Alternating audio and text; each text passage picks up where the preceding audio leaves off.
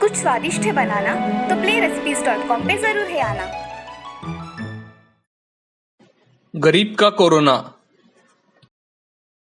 रामगढ़ नाम के शहर में एक संजय नाम का नौजवान किराने की दुकान पर काम किया करता था। उसको एक माँ थी जो कि गांव में रहा करती थी। कुछ दिनों बाद संजय अपने गांव माँ से मिलने चला जाता है। तभी संजय माँ से, माँ कहाँ हो? संजय आओ ना, कैसे हो मेरे बच्चे? कितने दिनों बाद आए हो। तुम्हें माँ की अब याद आई? नहीं माँ, ऐसी कोई बात नहीं, थोड़ा काम ज्यादा था इसलिए नहीं आ पाया। अब देखो तुम्हारी याद मुझे जैसी आई तुमसे मिलने चला आया। हाँ मेरे बच्चे, चलो तुम हाथ मुंह धो लो, मैं खाना बनाती हूँ। संजय की माँ खाना बनाने के लिए चली जाती है और संजय हाथ मुंह धोकर खाना खाने बैठ जाता है। तभी खाना खाते समय संजय अपनी माँ से, माँ इस बार तुम मेरे साथ रामगढ़ चलने वाली हो, वहाँ तुम मेरे साथ ही रहोगी, साथ ही साथ तुम्हारा आँख का ऑपरेशन भी कर दूंगा। बेटा मेरे आँख का ऑपरेशन करने की क्या ज़रूरत है, मैं ऐसे ही ठीक हूँ। माँ मैं कुछ नहीं सुनूंगा, तुम बस मेरे साथ चलने वाली हो, मुझे तुम्हारी बहुत याद आती है माँ। ठीक है बेटा, जैसा तुम ठीक समझो। बातें करते करते दोनों माँ बेटे खाना खा लेते हैं और अगले दिन रामगढ़ जाने के लिए निकल जाते हैं। कुछ समय में संजय और उसकी माँ रामगढ़ पहुंच जाते हैं। अब संजय दुकान पर काम करने चला जाता है। उसकी माँ घर के काम करके भगवान का नाम जपा करती थी। सब तरफ लॉकडाउन होने की वजह से सभी दुकानें बंद थी, मगर अत्यावश्यक सेवा में किराने का दुकान आने के कारण संजय को भी काम पर हर रोज जाना पड़ता था। काम पर संजय ग्राहकों से, भाभी आपको क्या दूँ? मुझे 2 किलो चावल और 2 किलो शक्कर दे दो। जी ये लीजिए। दुकान का काम हो जाने पर शाम के समय संजय घर चला जाता है। घर जाने पर उसे थोड़ी थकावट लगती है। तभी संजय हाथ मुंह धोकर थोड़ा आराम करता है। तभी संजय की माँ संजय से, बेटा उठो, खाना बन गया है, चलो खाना खा लो। माँ आज मेरी तबीयत कुछ ठीक नहीं लग रही, मैं बाद में खा लूंगा, तुम खाना खा लो। क्या हुआ है बेटा, तुम बहुत थके थके से लग रहे हो। माँ आज दुकान से आते वक्त ही मुझे थोड़ी थकावट लग रही थी और थोड़ा बुखार भी लग रहा है, थोड़ा आराम कर लेता हूँ तो मुझे अच्छा लगेगा। संजय ने ऐसा कहते ही उसकी माँ ने उसके माथे पर हाथ रखकर देखा तो संजय को बहुत बुखार था। उसकी माँ पानी की पट्टियाँ लेकर रात भर उसके बिस्तर के पास बैठी रही।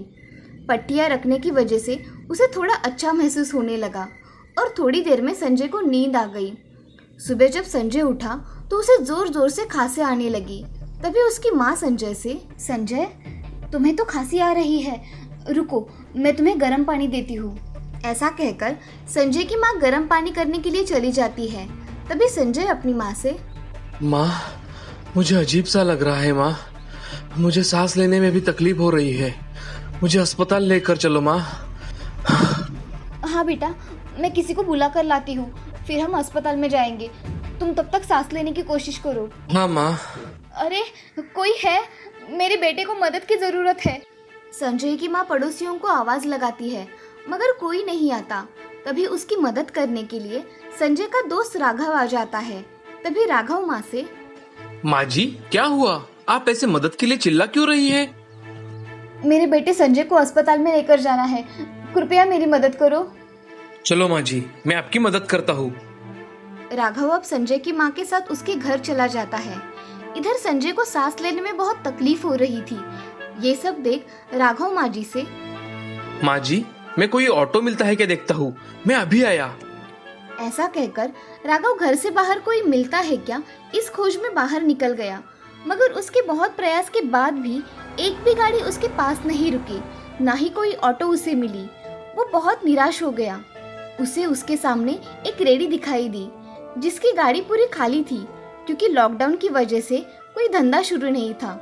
अब राघव मन ही मन सोचकर वह रेडी घर के पास लेकर चला जाता है और माँ जी को आवाज लगाता है, माँ जी चलिए। उसकी आवाज सुनकर माँ जी बाहर आ जाती है। तभी राघव घर में जाकर संजय को उठाकर रेडी पर लेटा देता है और उसे अस्पताल ले जाने के लिए निकलता है। उसकी ये मदद देख संजय की माँ के आंखों में आंसू आ जाते हैं। वो जैसे तैसे अस्पताल में पहुंच जाते हैं और वहाँ लगी भीड़ देख राघव, अरे हटिए, इमरजेंसी है, हमें अंदर पहुंचना है, आवश्यक है। ये सब बातें अस्पताल का वार्ड बॉय सुन रहा था। तभी वार्ड बॉय राघव से, अरे लाइन में चलो भाई, यहाँ सब लोग लाइन से आए हैं, कब से नंबर लगाए हुए पता है। वार्ड बॉय के सामने संजय की माँ हाथ जोड़ती है और कहती है कि बेटा, मेरे बेटे को सांस लेने में तकलीफ हो रही है, उसे डॉक्टर को दिखाना है, कृपा करके हमें अंदर जाने दो। अरे माँ जी, तुम्हारे बेटे को तो कोरोना के लक्षण हैं, इसे जल्द ही इलाज की जरूरत है, नहीं तो इसके जैसे कई तड़प तड़प के मरते हुए मैंने देखे हैं। भैया कुछ कीजिए ना, हम बड़ी दूर से आए हैं, प्लीज भैया। ये सब सुन संजय की माँ फूट फूट के रोने लगी। वो अपने बेटे के पास जाकर रोने लगी। तभी वहाँ से डॉक्टर अस्पताल में जा रहे थे। तभी संजय की माँ डॉक्टर को देखकर उनके पास चली जाती है और, डॉक्टर साहब, मेरे बच्चे को बचा लीजिए, उसे सांस लेने में तकलीफ हो रही है, मैं आपके पैर पड़ती हूँ। अरे माँ जी, आप पैर मत पड़िए, कहाँ है आपका बेटा? वो वहाँ है डॉक्टर साहब, मेरे बच्चे को बचा लीजिए डॉक्टर साहब। माँ जी, हमें इन्हें ऑक्सीजन लगाना होगा, अस्पताल में तो ऑक्सीजन सिलेंडर उपलब्ध नहीं है, आप बाहर से मंगवा लीजिए। साहब, ये ऑक्सीजन सिलेंडर कहाँ मिलेगा? मेडिकल में मिल जाएगा, आप जाकर देखिए। जी मैं लेकर आता हूँ, तब तक आप इनका इलाज शुरू कीजिए डॉक्टर साहब। ऐसा कहकर राघव वहां से चला जाता है।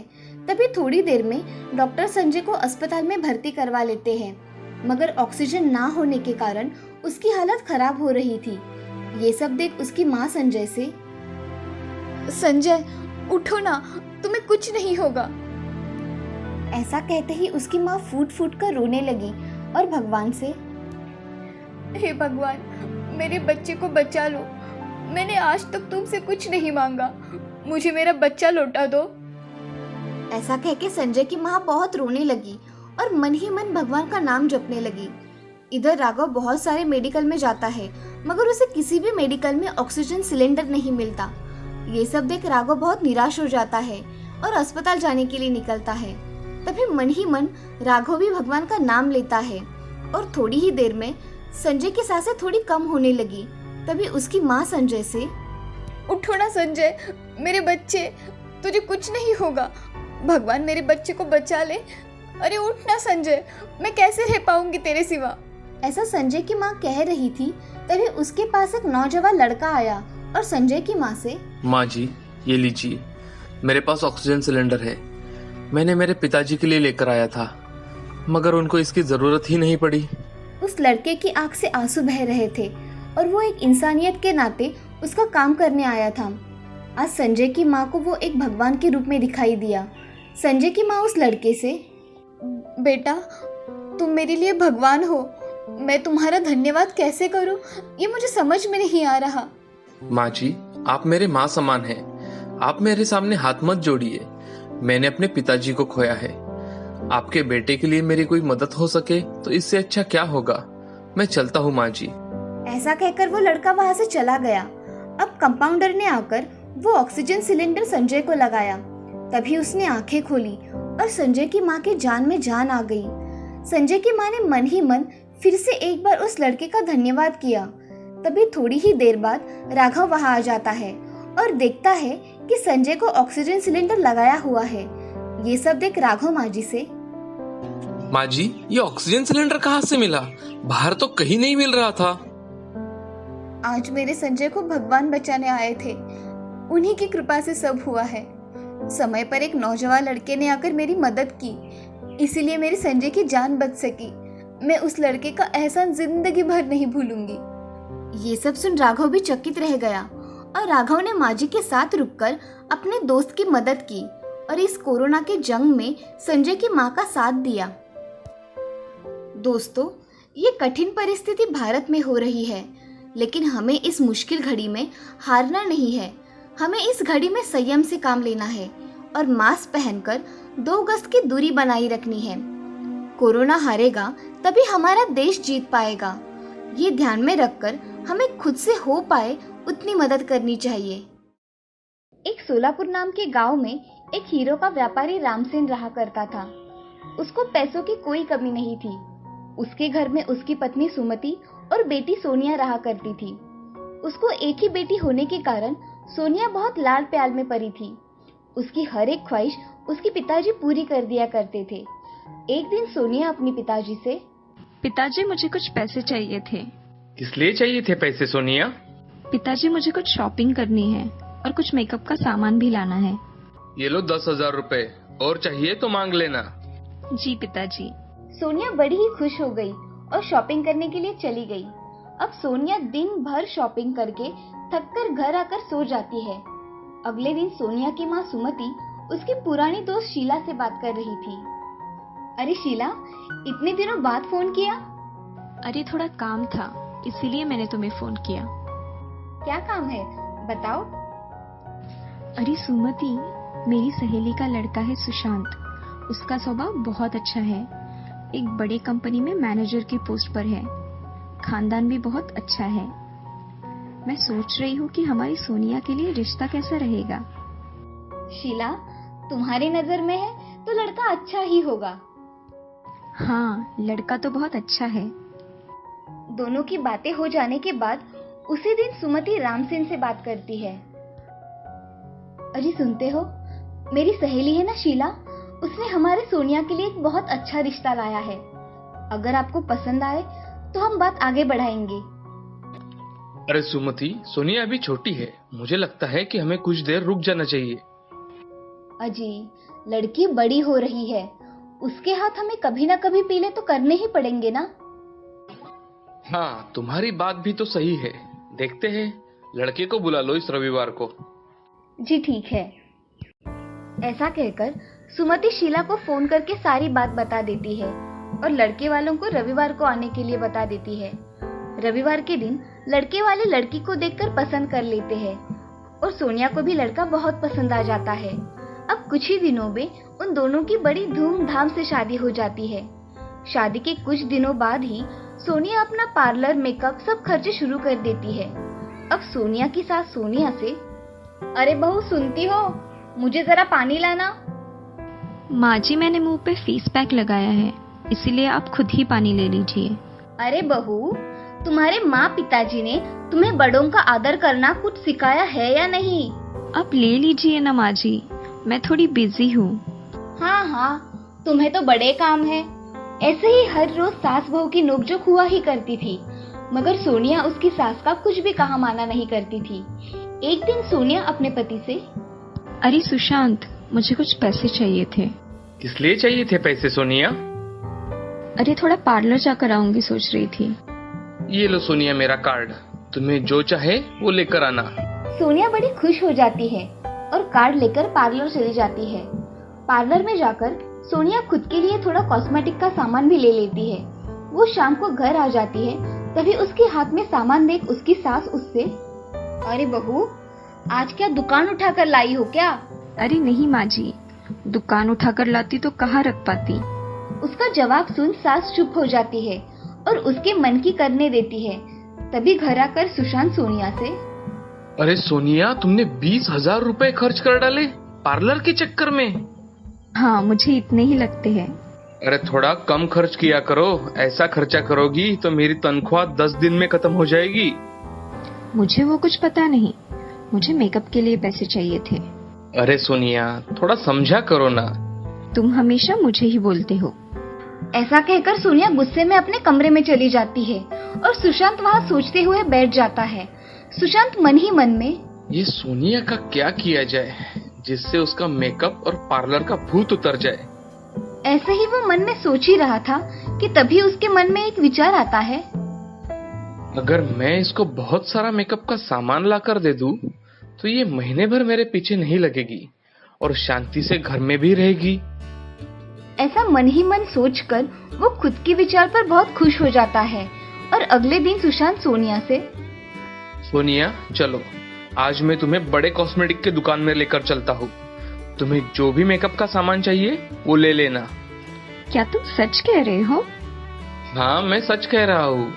सोनिया बड़ी खुशी में उसके साथ जाने के लिए निकल गई। सुशांत उसे एक बड़े कॉस्मेटिक शॉप में लेकर गया और वहाँ जाकर सुशांत दुकानदार से, अरे भाई सुनते हो, मेरी वाइफ को जो भी मेकअप का सामान पसंद आए वो दिला दो। सामान अच्छा होना चाहिए, समझे? अरे आप टेंशन मत लो भैया, मैं अच्छा ही सामान देता हूँ। सोनिया तो मन ही मन बहुत खुश हो जाती है और उसके मन से सारा कॉस्मेटिक का सामान ले लेती है। आज उसने बहुत शॉपिंग की तो बिल भी बहुत हुआ था, फिर भी सुशांत ने कुछ नहीं कहा। दोनों सामान लेकर घर चले आए। सास इतना सामान देखकर बहुत हैरान रह गई और सुशांत से, सुशांत ये चल क्या रहा है? अरे इतना महंगा सामान कोई लाता है क्या? माँ तुम कुछ दिनों के लिए शांत ही रहो, बाकी सब मुझ पर छोड़ दो। तुम कह रहे हो तो मैं शांत हो जाती हूँ। अब सुशांत की माँ अपना काम करके रात को सो जाती है और रात के समय सोनिया नाइट क्रीम लगाती है और आईने में खुद से, आज से मैं बहुत सुंदर दिखूंगी, ये क्रीम से तो मैं गोरी हो जाऊंगी। ऐसा सोचकर वो बहुत सारी क्रीम चेहरे पर लगा लेती है और रात को सो जाती है। अगले दिन उठकर वो खुद को आईने में देखती है तो वो जोर से चिल्लाती है, ये मेरे चेहरे को क्या हुआ? अरे ये क्या हो गया तुम्हारे चेहरे को? तुमने क्या लगाया था रात को? मैं रात को ये क्रीम बहुत सारी लगाकर सो गई। ये देखो ना मेरे चेहरे को क्या हो गया है। अरे सोनिया जरा वो क्रीम दिखाना मुझे। तभी सोनिया उसे वो नाइट क्रीम दिखाती है तो उस पर लिखा होता है कि रात के समय सिर्फ 2 बूंद लगाना है। सुशांत सोनिया से, अरे सोनिया तुमने बिना पढ़े ही ये क्रीम लगा ली, इस पे सिर्फ 2 बूंदे रात के समय लगाने हैं। क्या? अब मैं क्या करूं? मेरा चेहरा कितना खराब हो गया है। अब तुम इसमें से कोई भी मेकअप का सामान नहीं लगाओगी, ये अपने आप ठीक हो जाएगा। अब तुम इस पर कुछ भी लगाओगी तो और चेहरा खराब हो जाएगा। सोनिया अब बहुत रोने लगती है। तभी उसकी सास उसके पास आकर, अरे बहू ऐसे रोते नहीं, हम डॉक्टर के पास जाकर आएंगे, ठीक है? हाँ माँ जी। ऐसा कहकर तीनों डॉक्टर के पास चले जाते हैं। डॉक्टर उसे चेक करके उसको लगाने के लिए एक क्रीम देते हैं और बोलते हैं, देखिए सोनिया जी, आपकी स्किन के ऊपर कॉस्मेटिक का बहुत सारा असर हुआ है, इसलिए आज से आपको कोई भी कॉस्मेटिक नहीं लगाना है, और अगर आपने लगाया तो आपकी स्किन हमेशा के लिए खराब हो जाएगी। नहीं डॉक्टर, मैं आज से कोई भी कॉस्मेटिक क्रीम नहीं लगाऊंगी, मगर मेरी स्किन अच्छी तो हो जाएगी ना? हाँ, अब ये 5 ml ही लगाना, समझी? कौन सी भी चीज ज्यादा अच्छी नहीं होती। जी डॉक्टर।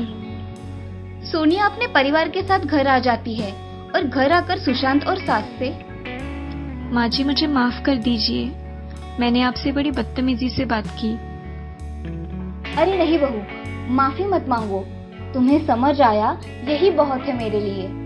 और सुशांत तुम भी मुझे माफ कर दो, मैंने तुम्हारे बहुत सारे पैसे ऐसे ही खर्च कर दिए। आज मुझे समझ में आया कॉस्मेटिक के साइड इफेक्ट भी होते हैं। आज से मैं कभी भी मेकअप नहीं करूंगी। सोनिया तुम्हें समझ आ गया, यही बहुत है हमारे लिए। चलो अब खाना खाते हैं। अब सारे घर में बैठकर खुशी खुशी खाना खाते हैं और उस दिन से सोनिया ने कभी भी मेकअप नहीं किया और उसका मेकअप का भूत तो अपने आप ही उतर गया। इस कहानी से हमें ये सीख मिलती है कि जिंदगी में किसी भी चीज़ का इस्तेमाल ज़्यादा नहीं होना चाहिए, नहीं तो उसके परिणाम बहुत बुरे होते हैं। तन की सुंदरता से भी ज़्यादा मन की सुंदरता अधिक होती है, इसीलिए अच्छे विचार करके आचरण में लाने चाहिए।